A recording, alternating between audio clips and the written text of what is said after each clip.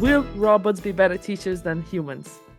I want to say true and false. If we understand teachers to be the teachers of today, I think it's both true and false. Can education prepare us for jobs that don't exist yet?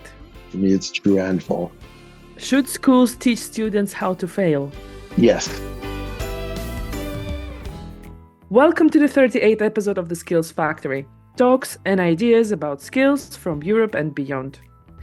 In the recent podcast, we've discussed the topic of artificial intelligence and its impact on the future of education. Today, we'll continue the discussion about the future. What will the schools of the future look like? How will the teaching profession evolve? Our learning environments, schools, universities are changing continuously. And we're happy to have today with us the future's literacy expert, Riel Miller. Hi, Riel. Thanks for coming. Hello. Very glad to be here. Thank you. So, dear listeners, get comfy and let's imagine the future together. Riel, how do you see the future of education in 5-10 years from now? Well, it's a question that actually I've been thinking about for most of my career. When I first started doing work on the future, I was asked to conduct a large study into the future of education, in this case in Ontario. I'm from Canada. And the desire that was being expressed then is not dissimilar from the desire that's being expressed today, which is how can education prepare us for the future? What changes do we need to make so that education will work better and be more effective and better for the students, better for the parents, better for the community? And I have to say that overall, the basic contours of the management of knowledge creation and knowledge diffusion. So the transmission, preservation, the creation of new ideas and new knowledge, that structure, that system is a power system, an institutional system. And it's an integral part of the overall social and economic and political systems, cultural systems that we live in. And it's one of the characteristics, I think, of the last 50 years or more, really, since the end of the Second World War, perhaps, so mid-20th century, that there's been a period of what seems to me to be relative stability, continuity. Things are going in the right direction. We can improve it. Television is going to be a fantastic resource for education, or AI is going to be a fantastic resource for education, etc. The amount of information we are facing now and the learners are facing now is what, 100 times more?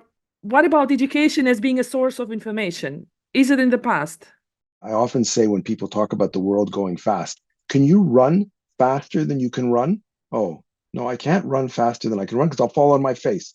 Well, are you doing things in the world today faster than you can? No, because you're doing it the way you can do it. Are you deciding to do it? Yes. Are you being forced to? Well, maybe by example, maybe by pressure, maybe by anxiety, maybe by something, but it's based on capability here. And I don't think that there's more information in the world today. We're creating more iterations, more permutations, perhaps, but we're also capable. There's more of us, for one thing, but we're also capable of doing the triage and of playing with it and thinking about it. But the real question is, what do you do with it? What do you value? What do you pay attention to? What do you feel gives meaning? Where do you find sense? I live the fastest, the most difficult, the most incredible. No, I'm sorry. I'm sure somebody said that in the year 200, in the year 1500, in the year 1939. If we're going to understand the idea of the future, we have to understand past, present, and future. And we have to understand what it is we're talking about. When I talk about the past, I'm talking about my interpretation of evidence that I have available and stories that have been told. I can't go to check it. I can't go and back there. And when I'm in the present, what is driving my attention? What am I afraid of? When people talk about images of the future that they feel afraid of, very often they don't want to examine where that idea of the future came from. Why do they think it's important to have a lot of people who can make horseshoes?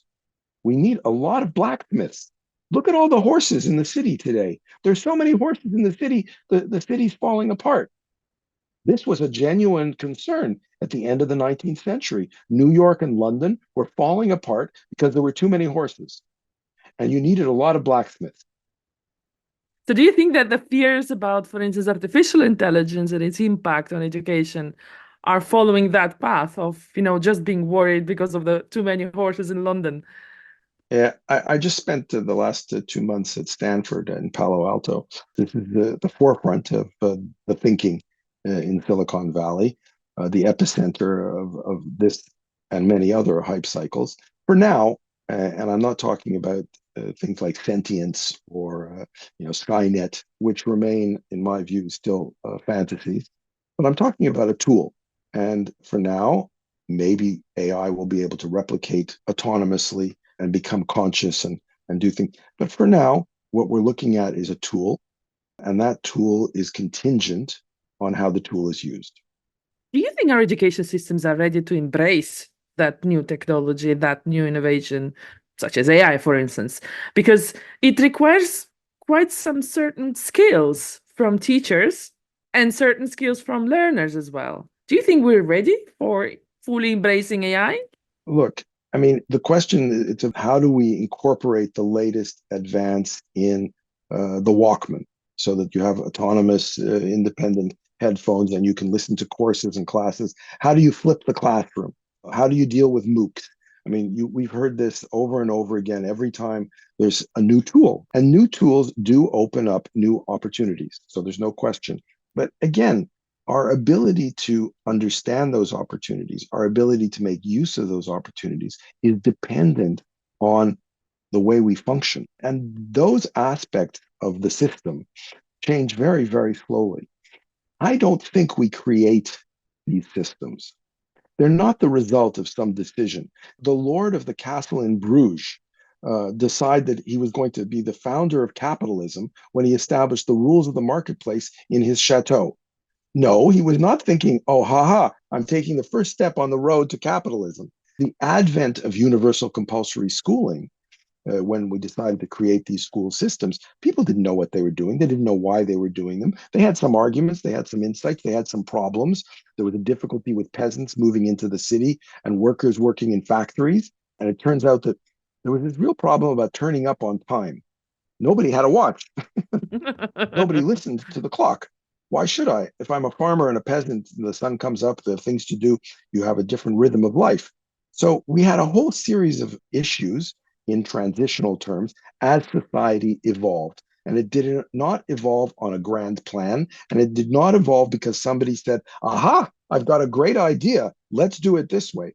It evolved through experimentation, failure. It will be the same for education systems and the same for political systems and the same for the world because we live in an emergent, creative, complex universe. But what about all those policymakers that believe that they build the systems? They believe they take the initiative and they invent laws and legislation. What about all of them? I hear you. And what about ideology? And what about utopias? And what about all sorts of things? I think it's a very important part of what we do. But I think it would be worthwhile being a little bit more humble, a little bit more aware that by casting ourselves in this role of colonizing the future, being able to impose our idea today, which is based on the past, on tomorrow, is not necessarily the best way to go.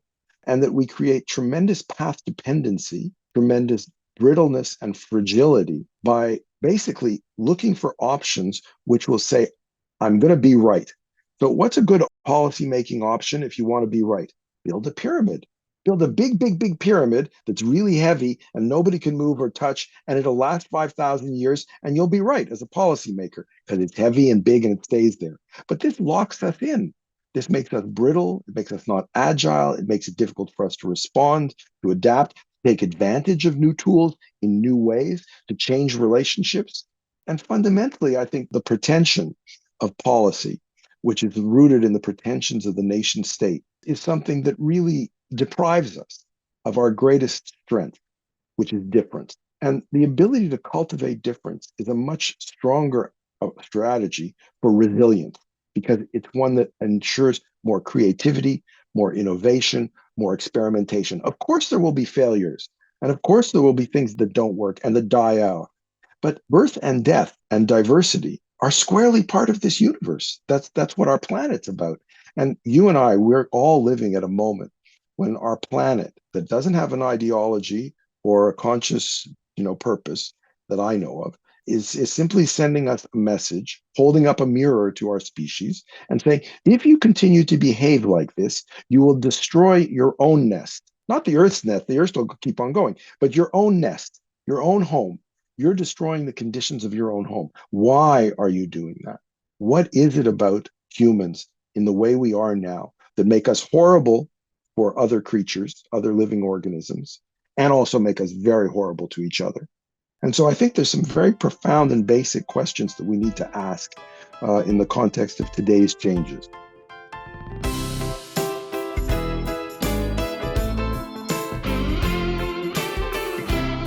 There is a thing that I hear a lot from experts in education, and most of them say that the future of education and learning is the personalized learning pathway. Then I do a second question about how to do this personal, how to organize, all the things that must come together with the personalized learning pathways. And there are so many different opinions. What do you think about personalized learning as a future of education?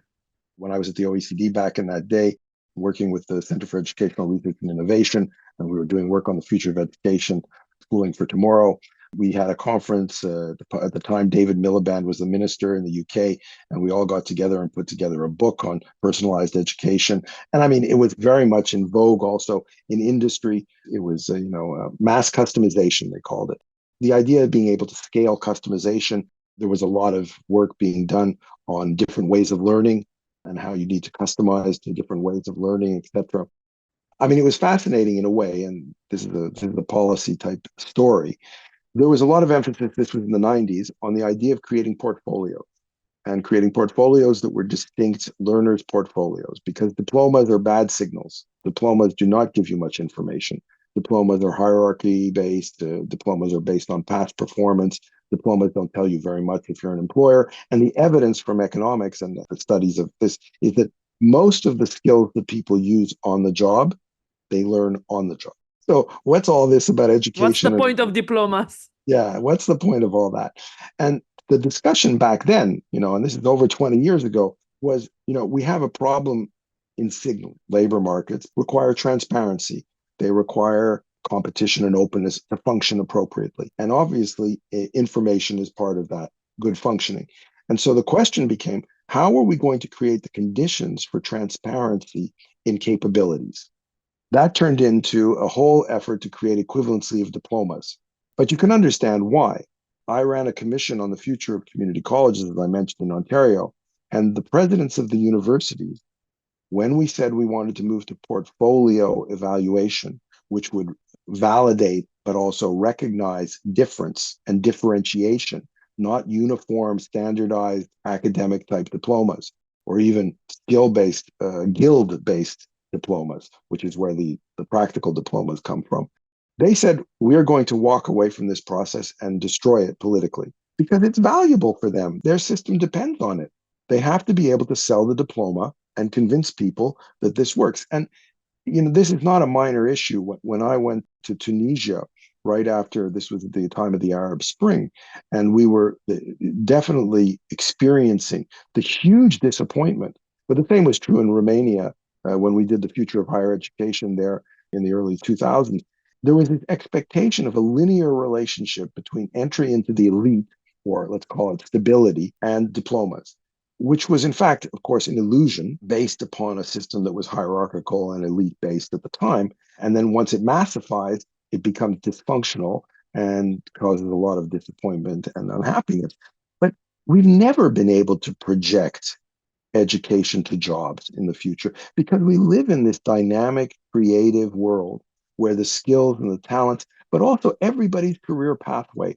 I always ask the question, are you doing what you expected you would do? No, you're not doing what you expected to do. And even if you're a doctor or a lawyer, generally speaking, what you're actually doing, you had no idea because you're using your skills in a way that you didn't, in a context, in a situation that you didn't know. And this is one of the crucial aspects of futures literacy, to get back to what I do. In a way, what you're saying is that this personalization of education remained in the past. And now it's more than personalized education. What we need is education that would give us skills, will teach us how to use skills for the future jobs. And the problem is that we don't know what the future jobs will look like. What I think is crucial here is to realize that that idea of personalization is not just a supply demand equation. Am I going to be the brilliant supplier as a school that supplies the personalized education to the demand which is being articulated? Let's keep this in mind. How do you know what you want? How do you know what you need to learn? How do you know what your learning techniques are? We've been very lopsided. We've been very imbalanced on the side of push. Push, we know. Push, we know what's good for you. Push, we know how. That's way too much. And it turns out to be wrong very often.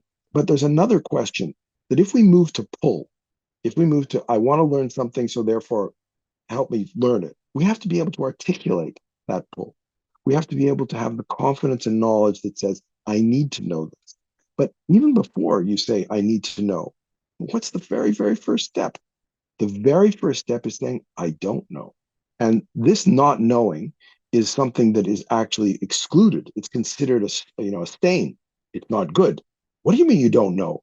You're supposed to know. That's absurd. That's locking ourselves in this position of knowing, of pushing, not pulling. You also mentioned that our education systems are very slow in changing. I would even say they're really conservative. And you've mentioned, the rectors of the universities being really reluctant to change. So do you think that actual real change will happen from the side of learners then, not from the side of educators? I'm not a particular fan myself of zombie movies and things like that, but one wonders why in popular culture there's an affinity to the living dead. And it seems to me that many of our institutions today are exactly that. They're living dead. They're eating the brains of those who are alive.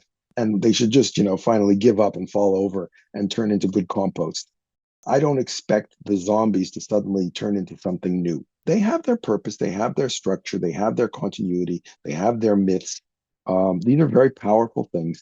And I have complete respect for the effort to squeeze every ounce of longevity they can out of their way of functioning. But I think it's gracious, but I also think more generous to also die and to leave space and to not try and repress, destroy, compete with things that are new. Real. So if those are zombies, those really old-fashioned academic institutions, and you'd say it's better if they just, graciously die, what's next then if those die? That's what the forest is about. There's seeds that are growing, they're small. Some of them will become big, some of them won't. They're there. But when there's a big storm or when there's a fire and the light comes in, they grow up. We want our societies to be healthy. Prolonging this grandiosity, this immortality, is not prudent. It's not generous. It's not creative. I think that rather than focusing all of our energy, and it's not to criticize the questions, but all of our energy on how to resuscitate, replace, prolong, extend the existing ways of doing things. But I think it's partly because of the way learning is approached in our societies. You're supposed to know the answer to the test. And by privileging the idea of knowing what will come, privileging certainty over uncertainty, over not knowing, we create a dangerous imbalance in the kind of living in this universe.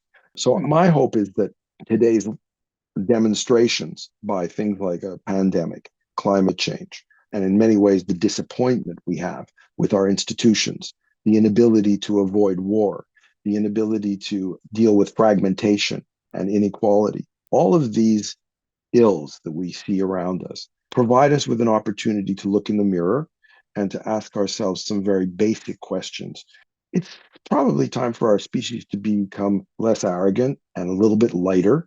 Don't you think there is a part of the fault in this crisis? The education holds a responsibility for part of that. I do think that the current education systems, which I believe are basically immune to significant reform unless we have another solution to keeping children off the street, and unless we have another solution to the behavioral aspect of showing up on time and listening to the boss. These are very, very central aspects of the current societies, industrial societies, etc. Unless we envisage other ways of doing that, schools are really the kind of bulwark of conformity and reproduction of the past. These institutions have a particularly specific functional relationship to the way the societies work. And parents get very frightened They think, what are my children going to do? I went to school. They should go to school. We need to repeat this cycle. What other way can we do it? And look, we know for a very, very long time that the efficiency of schooling as a learning mechanism is exceedingly low. We know that humans can learn when they want to learn, when they're driven by their own curiosity, by not knowing and engaging in discovery and play to understand the world. We're very good, actually. But that hasn't stopped us from continuing to perpetuate and sustain these institutions that are very ineffective, in fact. Don't miss new episodes, subscribe to this show on all platforms, and share this episode with your friends.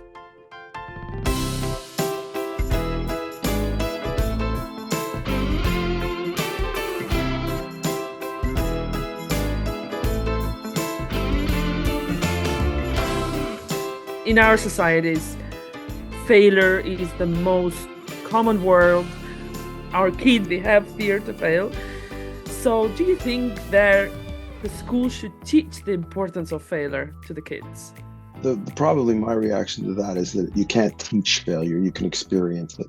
No, that schools provide a lot, I think. But then it's how that experience is given meaning. And I think that's where the issue lies. I don't think that, not knowing or something that does not go as expected, and this is, I think, one of the key aspects here, is that if the future is not predictable, you can't know it in advance, we live in a non-deterministic world, then what you can do is experiment and learn from the experiment. And one of the key, I'd say, competencies there is to realize that you might not be getting the result that you expect because your expectations might not be formulated in such a way as to understand what's going on. And this is what we've discovered, of course, from science. Some of the greatest breakthroughs were not because the experiment succeeded, it's because the experiment kept on not producing the result they expected. And the problem wasn't the experiment, it was the theory, it was the hypothesis, it was the expectation that they had. So when I expect something and it doesn't turn out, I need to question my expectations as much as the outcome. But don't you find that there is also an obsession of success? The word success is everywhere. There's a lot of anxiety at the moment. And I wrote a little piece in my LinkedIn on despair. And I made the kind of little, thought experiment, which says, well, what if we live in the time when there's the most despair ever? How would you know? But I think that one of the aspects of the current moment is to say, right now, we're fed up with looking for solutions because everybody's been proposing solutions. I'm going to solve the problem. We'll solve the problem. Let's solve the problem. So why be solutionist? And again, it has to do with changing our understanding of who we are, of our own agency, of our own responsibility, of our own arrogance and kind of omnipotence. There is one very fancy buzzword speaking about education and skills development, which are soft skills. What do you think about soft skills? Well, if soft skills, soft powers, 21st century skills, competencies, I mean, the vocabulary does change over time. It's kind of symptomatic of a significant dysfunctionality if we have to say being able to be critical, being able to be empathetic, being able to adapt and communicate differently. If to say that these things are weak, if they're weak, yes, it's a problem because those are very fundamental aspects of being human, and one has to wonder why we're in a world where they're so weak. There was a time, by the way, to speak of a buzzword, there was a time when the buzzword was wisdom. But in all the time that I've been, a policymaker and in government and in universities, wisdom has never come back on the agenda. In our previous podcast episode, we ranked the most important skills for the future with two amazing experts from ETF, and both of them agreed that critical thinking is the top one. Do you agree? The thing that comes for me behind that is really this ability to let go. In other words, to distance oneself, to be able to not hang on to your own assumptions and your own point of view. And to me, that's not necessarily critical. It has to do with respect and humility. If I were to flag a capability to me today that would be the most important, I would say humility. Because I think humility is at the origin of the distancing that happens when you critique. Because when you critique, you're saying, well, something should be looked at from a different perspective. It should be seen in multiple lights. It might be good, it might be bad. My ideas about something can change because I've been able to critique it. But what stands behind that, prior to that, is this openness, the humility of not knowing, and the willingness to explore and to learn.